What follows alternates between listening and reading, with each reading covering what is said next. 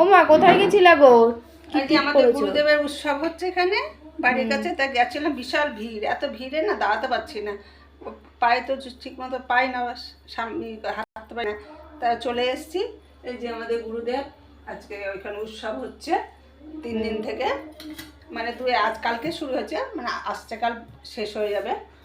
তাই গেছিলাম, আবার সন্ধেবেলায় যাবো, তাই চলে এসেছি। তবে তুই আসবি, এসে খাবি তার জন্য। কি রান্না করেছো? হ্যাঁ, এই যে আজকে ভাত হয়েছে, ডাল হয়েছে, পাঁপড় ভাজা হয়েছে, সোয়াবিনের তরকারি, আর এই কুমড়ো মুড়ো দিয়ে একটা তরকারি। যেহেতু শুক্রবার নিরামিষ, আমাদের শুক্রবার নিরামিষ, ওর জন্য গুরুদেবের এখানেও খেতে পারিনি, খেয়ে সব টকের জিনিস প্রসাদ খাওয়াইনি। কালকে দেখি এবার।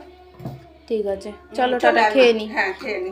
আর কালকে আমাদের শীতল পান্তা। ও আমাদের আবার কালকে শীতল পান্তা, কালকেও গুরুদেবের আজকে সন্ধ্যাবেলা আমাদের সবকিছু রান্না করা হবে, তাই তো? হ্যাঁ হ্যাঁ, ঠিক আছে, চলো আমরা রাত্রিবেলা দেখাবো কি কি রান্না করে রেখেছি। আচ্ছা, চলে। ঠিক আছে, টাটা। টাটা।